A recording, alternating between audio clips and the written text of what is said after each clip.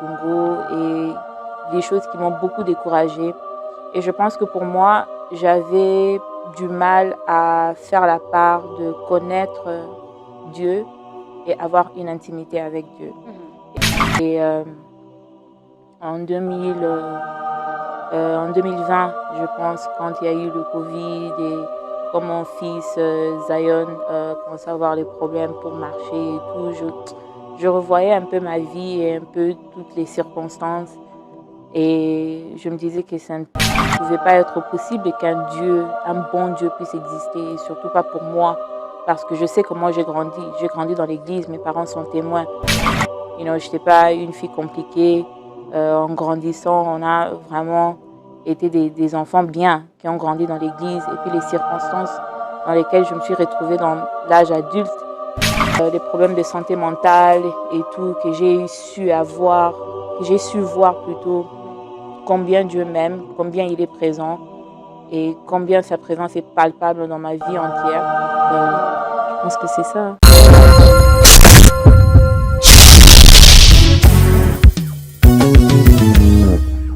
Qui est le bon berger? Jésus le bon berger. Qui est le bon berger? Jésus le bon berger. Jésus a dit, moi je suis le bon berger. Je connais toutes mes brebis et elles me connaissent. Je les appelle par leur nom et elles me répondent. Je les conduis, je les protège, je les guéris, je les bénis.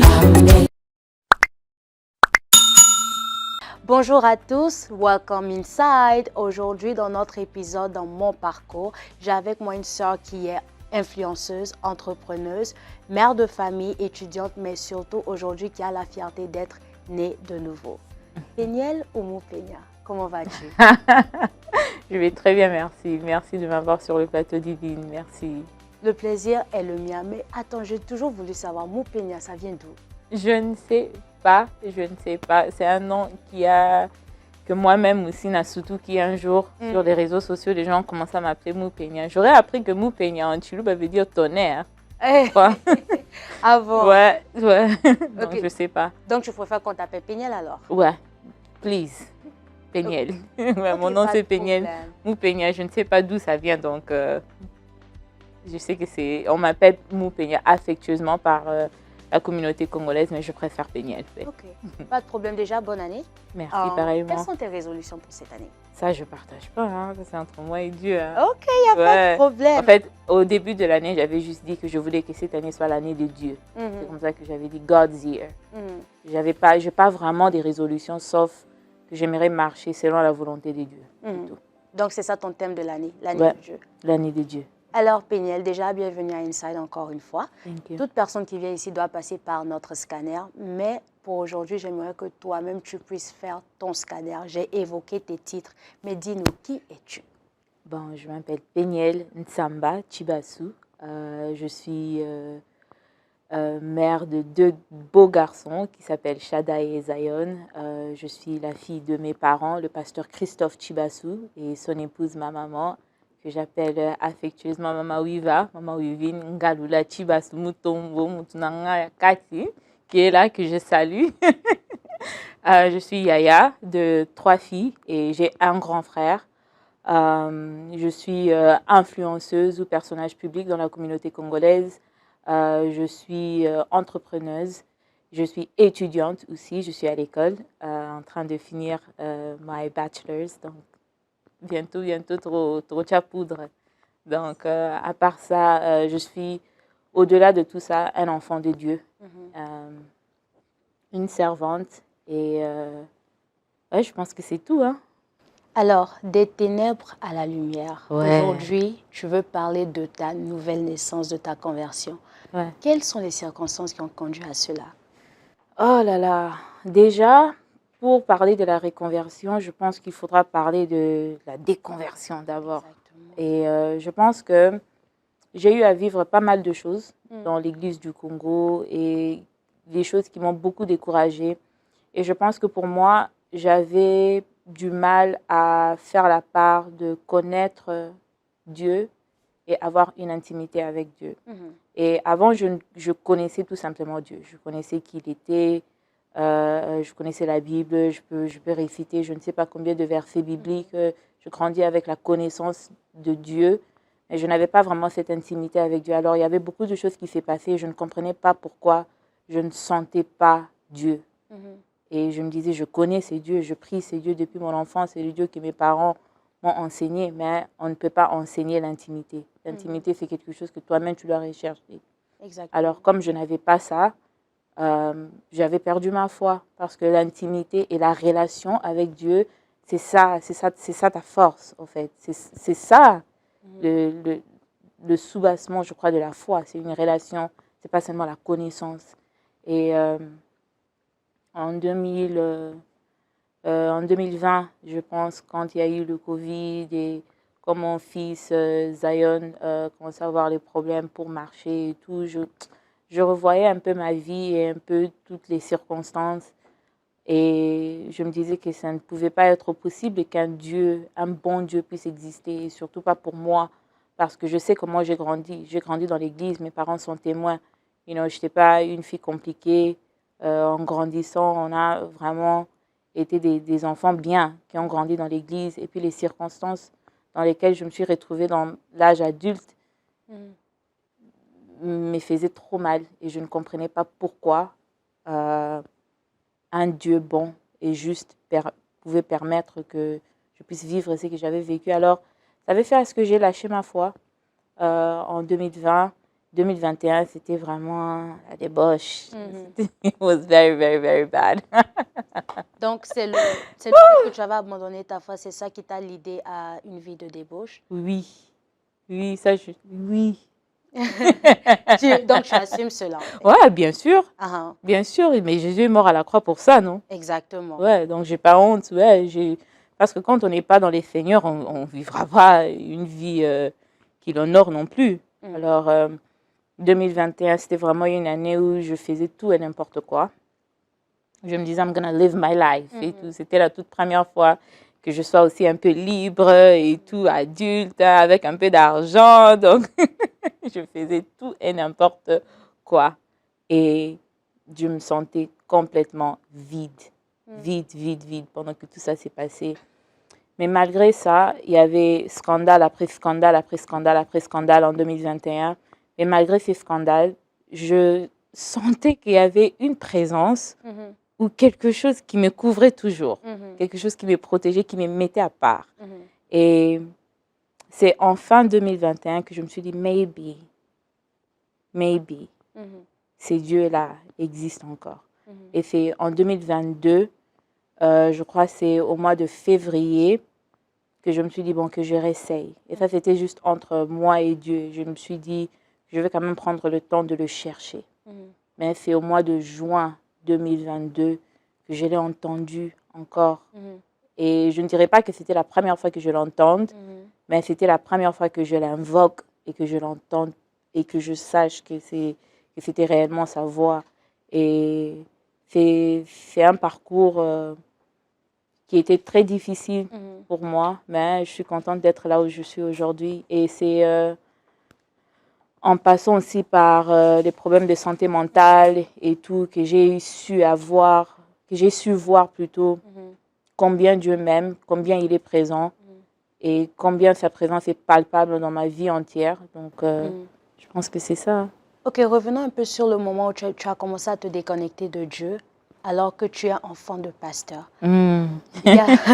Donc, y a pas-il eu un moment où tu t'es dit, ok, je vais en parler à mes parents pour qu'ils m'aident, qu'ils puissent me guider de sorte à ce que je puisse me rapprocher du Seigneur? Qu'est-ce qui a causé que tu puisses t'éloigner encore alors que tu as grandi, comme on peut dire, dans la bergerie? Parce que quand on s'éloigne de Dieu, on s'éloigne de tout ce qui est connecté à Dieu aussi. Et je savais que la vie que je menais n'allait pas être une vie que mes parents allaient approuver. Donc, je m'étais même éloignée de ma famille, je m'étais éloignée de toutes les personnes qui pouvaient me rapprocher aussi des dieux. Alors, je me disais, j'ai vécu quand j'étais jeune, quand j'étais encore au high school, j'ai fait tout correct. J'étais correcte, j'étais à l'église, je faisais tout comme enfant de pasteur et tout, mais j'ai quand même vécu ce que j'ai vécu, alors je m'en fous. Les opinions des gens et les opinions de mes parents inclus. Donc, je les avais vraiment éloignés. J'avais éloigné tout le monde. tout le monde. Alors, t'étais-tu baptisée dans ton ancienne vie? Oui. Et est-ce que tu t'es rebaptisée maintenant que tu as donné ta vie à Christ? Non, parce que je ne trouve pas que c'est nécessaire de repasser par le baptême. Et tu ne trouves pas ou tu as demandé conseil à une autorité spirituelle? J'ai demandé le conseil d'une autorité spirituelle et dans mon cas particulier, je ne pense pas que c'est nécessaire de repasser par le baptême, non. Ok. Alors, Péniel, il y a certaines personnes qui peuvent nous suivre, qui peuvent ne pas connaître ton histoire. Il n'y a pas de raison d'aller dans les détails. Mais une chose que je voulais savoir, aujourd'hui, lorsque tu te vois converti, né de nouveau, et que tu regardes en arrière, vois-tu les représailles de tes actions passées? Mais bien sûr, bien sûr. Être personnage public dans la communauté congolaise, c'est pas quelque chose que je prends à la légère. Je sais qu'il y a beaucoup de jeunes dames, beaucoup de jeunes filles qui m'écoutent et qui me prennent pour exemple. Et quand on n'est pas exemplaire, on voit ça, on voit les répercussions dans les vies d'autres personnes, dans leur façon de réfléchir, même à l'église, même dans le corps du Christ en général. J'ai vu les représailles, j'ai vu les gens s'éloigner de l'église à cause de ce que moi j'ai vécu dans l'église. Donc, tu regrettes d'avoir parlé à haute voix de ce que tu vivais dans le secret? Je ne regrette pas. C'est ça la différence. Je ne regrette pas, mais je reconnais qu'il y a eu des représailles. Mais je ne regrette pas parce que je n'ai jamais menti. J'ai toujours dit la vérité. Et il y a beaucoup de choses dans l'église qui doivent changer. Exactement. Mais je ne regrette pas. Mais oui, je reconnais qu'il y a eu des choses qui pouvaient être... les Français disent vaut mieux la façon de dire une chose que la chose elle-même. Et si je pouvais rentrer en arrière, j'aurais changé ma manière de dire certaines choses, mais pas forcément les choses que j'ai dites. Parce que ce sont des faits. Parce que ce sont des faits, oui. Ok. Alors, tu as parlé de la santé mentale. Ouais. J'aimerais vraiment qu'on puisse s'appesantir là-bas.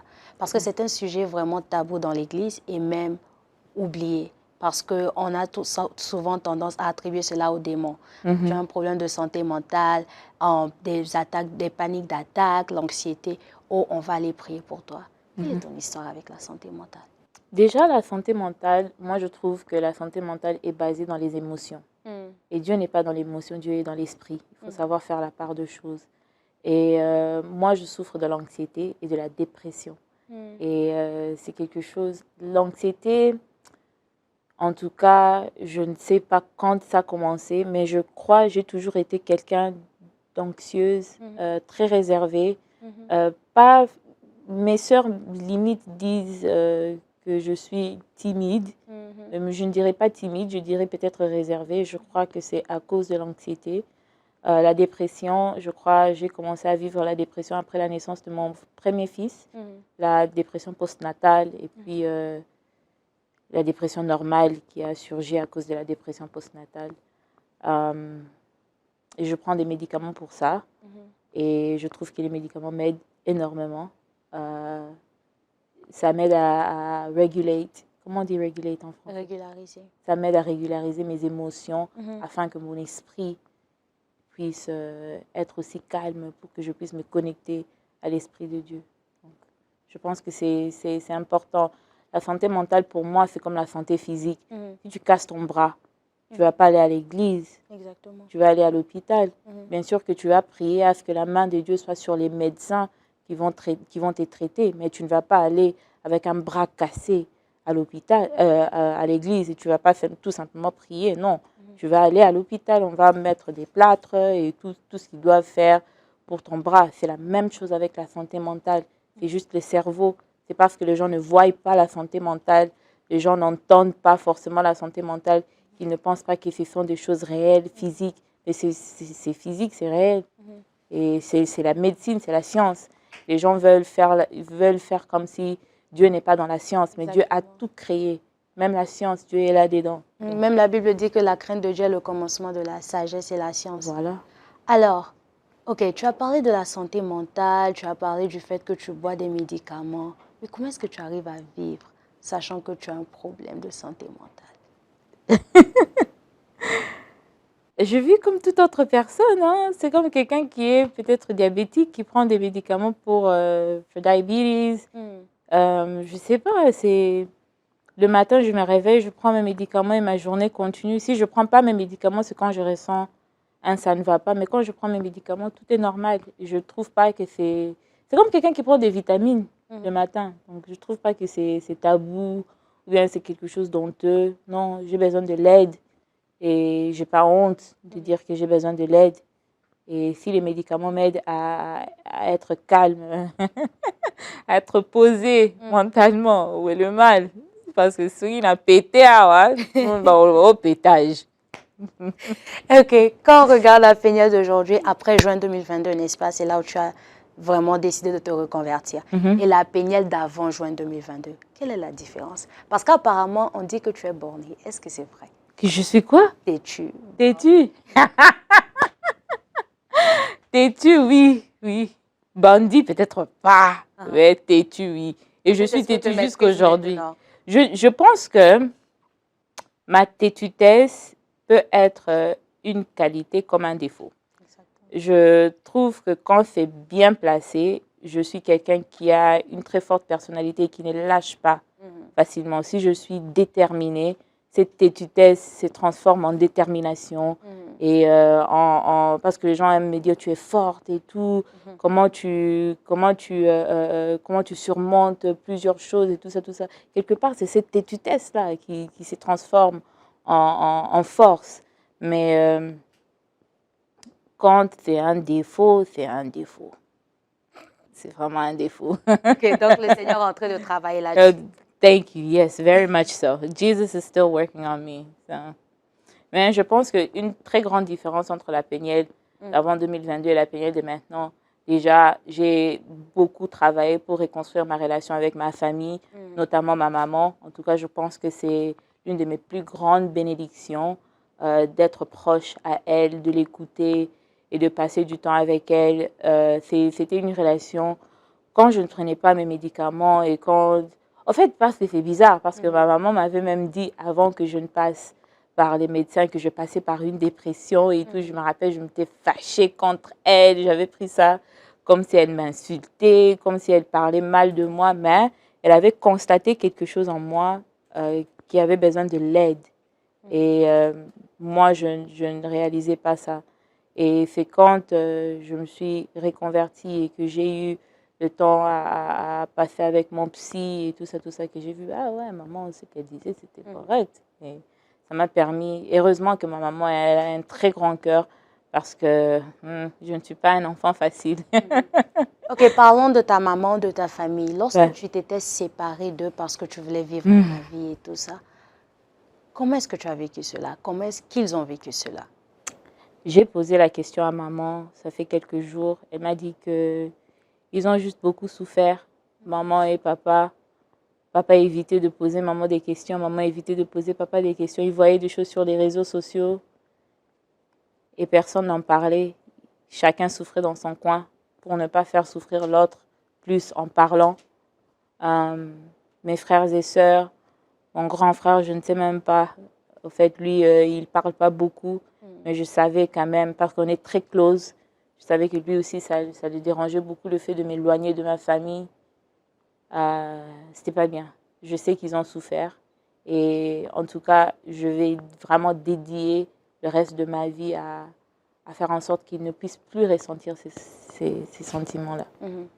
OK, tu as évoqué ta déconnexion du Seigneur et aussi ta dépression. Penses-tu que les polémiques, ou dirais-tu que les polémiques multiples sur les réseaux sociaux autour de ta personne étaient liées à ta déconnexion du Seigneur ou à la dépression?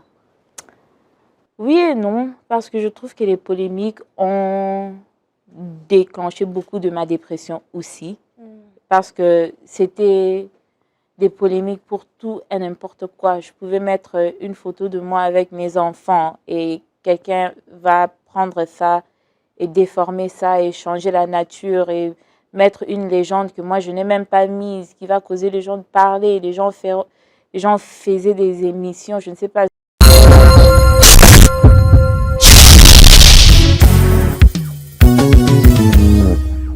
Qui est les bons bergers? Jésus les bons bergers.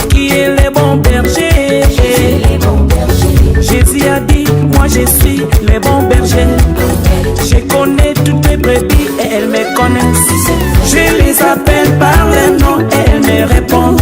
Je les conduis, je les protège, je les guéris, je les bénis.